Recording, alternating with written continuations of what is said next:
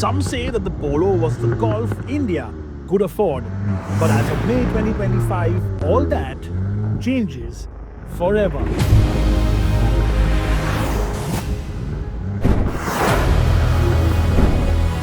This is the most loved, most respected, most adored and highest selling hot hatch ever made.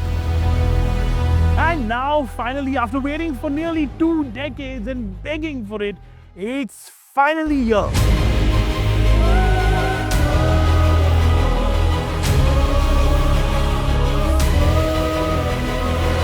Okay, before we do anything else in this video, anything at all, I'm going to answer the one big question that everybody has asked. How does it sound?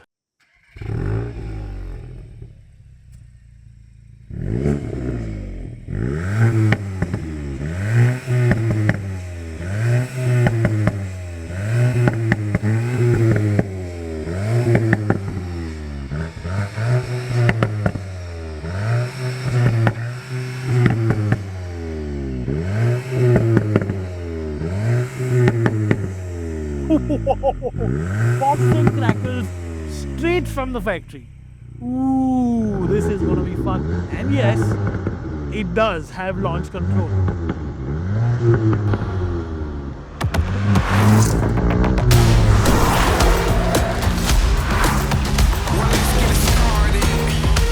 Now at this point in the video, I could give you a history lesson on what GTI means, but I won't, because if you have clicked on this video, you already know what it means. It's the holy grail of all hot hatchbacks. And we've had a sip from the holy grail in the past here in India with the Polo GTI. But this one, it's not just a sip, it's the whole pint. And just as the biblical scriptures tell us, this time, this is going to give us, or in this case, it's going to give me eternal youth.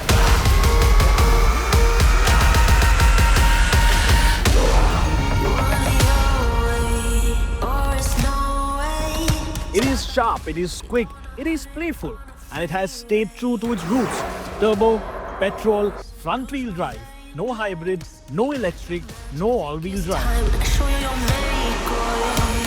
265 horsepower isn't some lunatic figure. It's not a figure that you boast to your friends about. It's not a figure you win top trumps with. It's not a figure that you tom-tom about on a Sunday morning cruise. It's not about dyno sheets with this. It's not about draggy numbers that you screenshot and put on Instagram. But you could, because if you really wanted, this could be a blank canvas for lunacy. But even as it is, it goes. It really, really goes. We're at the NATRAX circuit, and we're in the top lane trying to max out the GTI. Let's see what this thing will do.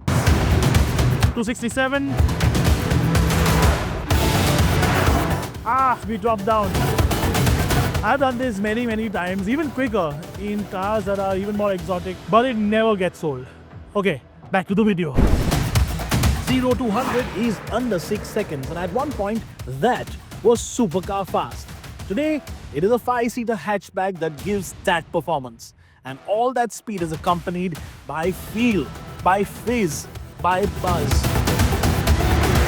I do hope that every one of you watching this at some point in your life gets to drive this car, even if it's for a very short amount of time, because only then will you realize that when people whose automotive opinion really matters say this is the absolute GOAT,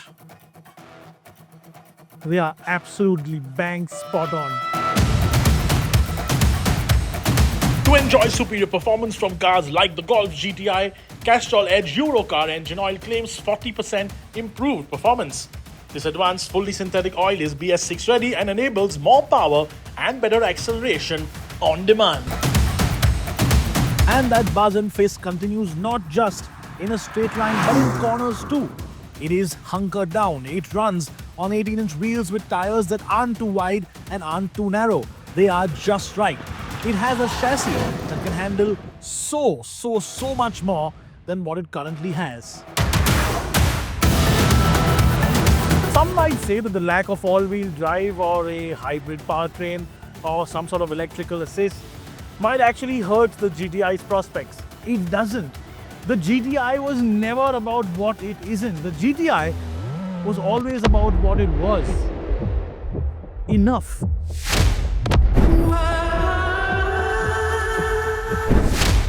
It's got enough to make you smile, to make you laugh, to whoop when you find that perfect stretch of road and really go for it. And it's got enough to embarrass most BMW and Audi fanboys too.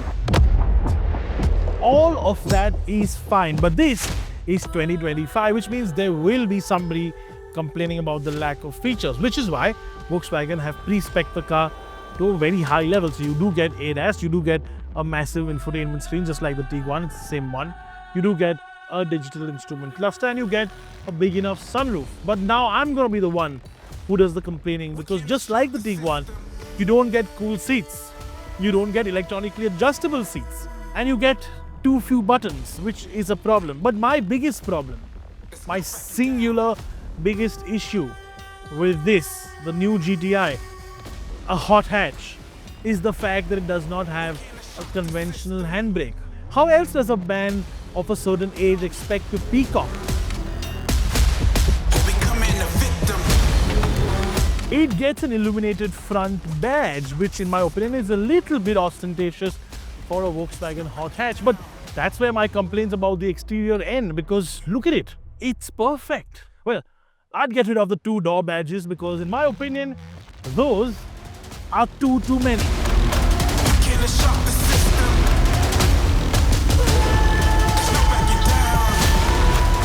This car is the right size for India. It will basically take the same square footage as a Creta with possibly more space on the inside, but will make you feel $1 million.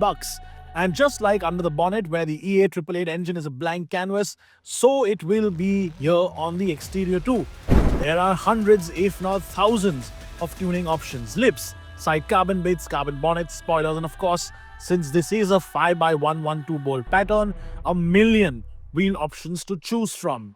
How many of the 250 cars that are going to come in the first batch do you think are going to get some nice BBS wheels?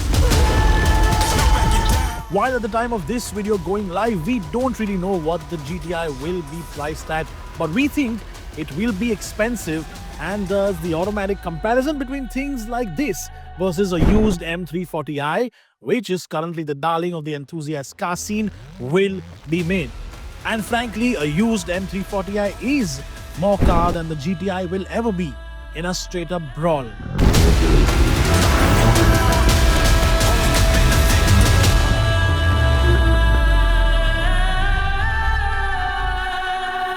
The GTI will never be a bestseller.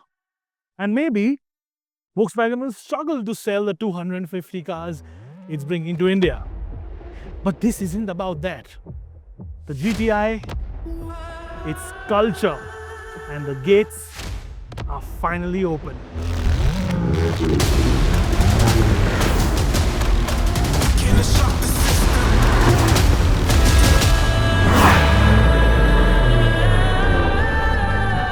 Okay, so that's the video done with. Welcome to the unscripted section where I'm going to talk about tuning and aftermarket bits, because that's the kind of stuff that I like. And frankly, a car like the Golf GTI should get a whole bunch of things done to it. And I'm guessing a lot of people are going to take the car straight from the dealership to a tuner, or to get wheels done, or to put carbon fiber bits on it, etc. Now, a couple of things that I want to really point out. For example, these plastic bits, the side skirts, definitely could do with something slightly more aggressive. Same with the front lip, these little bits here, maybe a little more aggressive there, or add a little lip to the bottom. And I'm sure a lot of people are going to do it. But if you come to the rear, and that's where, frankly, you really need something a little more sporty, something a little more boy racerish. This plastic piece, this whole big plastic piece, I am dead sure is going to be changed and replaced with a nice diffuser setup. Also, quad pipes would look really, really cool. I know quad pipes are normally on the R, some normally, but I think quad pipes on this would look mwah. And of course, if you really are going to go all out, maybe have a slightly larger spoiler too. Now, let's go to the wheels for just a second, right? Because I think this size and this setup, this square setup, the 225/40/18, especially on these Bridgestone S005 tires, the Potenza S005. I've never driven the S005. It's a fantastic tire.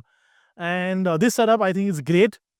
People are going to go maybe a little larger if they are for more comfort, but I think this setup is great. Of course, people are going to put aftermarket wheels on it, so maybe you need a 235 at the most, but otherwise, I think overall, this car is lovely.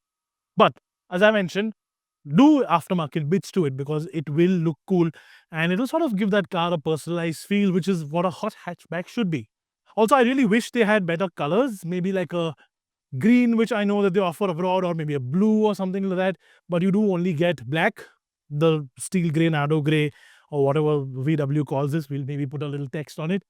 White and red. Now, I know normally GTI should be red, and I would buy a red car, but buying a black car means you can do wraps and liveries and stuff like that. Frankly, when you actually talk about under the bonnet, the E8 888 engine is something that's tried, tested, tuned to death.